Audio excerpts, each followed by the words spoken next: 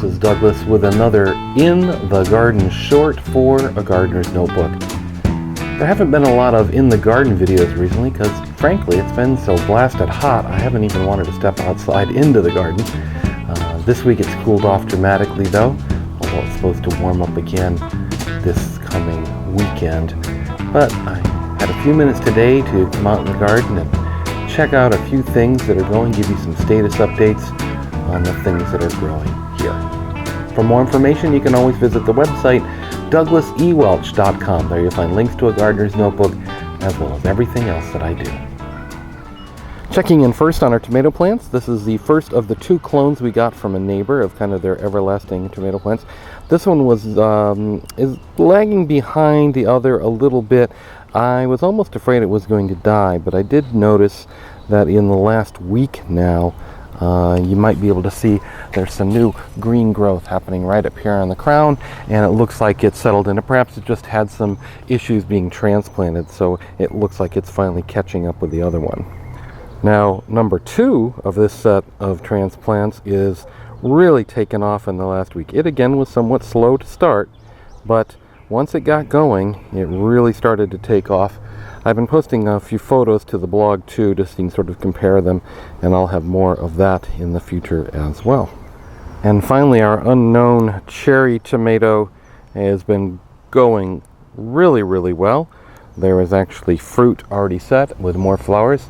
It's looking a little wilty right now. We're here in the afternoon. It wasn't terribly hot today, but enough that it obviously wilted the leaves a little bit. If I zoom in, I might be able to see some of the fruit that's being set there. I understand that tomatoes do not like to pollinate above 90 degrees, and we certainly had some 90-degree plus days over the last week or so. So I was almost thinking that this wouldn't be setting any fruit at all right now, but it seems to have dealt with it well, and it's setting quite a bit of fruit. We should have some edible cherry tomatoes, so perhaps in a week or so, I would guess, and that'll make my wife really, really happy.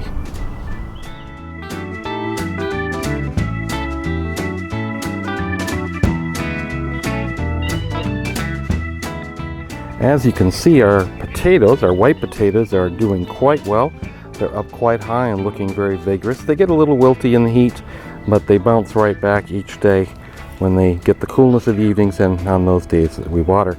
You can see that the sweet potatoes are actually invading a little bit here. We'll probably cut off these few vines here, and as you can see, you need to do a little bit of grass weeding in the bed here. The sweet potato vines are pretty vigorous and will often just smother out anything else, but in that case I may need to give them a little bit of help. The sweet potatoes have loved the high heat we've had. The minute that heat arrived, they really sprang into action and started sprawling everywhere, filling out the entire bed. Here we have our nearly 3-year-old poinsettia plant that my wife has succeeded in keeping going here in the garden. Yes, this was something we received for Christmas. She wanted to make it try and survive for the next several years, unlike most Christmas poinsettias, and in fact she did it very well. This is the bloom from this last Christmas, now fading, starting to wilt off a little bit.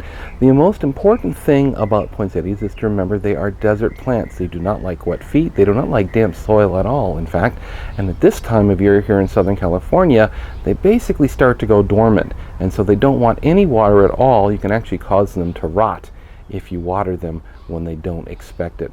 So I just checked the soil on this. It's nicely cool and lightly damp, but not wet at all. And I've reminded my wife, Roseanne, not to water this. As with most gardeners, we can often think that if a plant is doing sickly or looks unwell, it simply needs more water, where in the case of something like this or a succulent, you can actually end up killing the plant. The same goes for our California natives. They don't like water in the summer months either when they start to go dormant, and they can too rot right in place.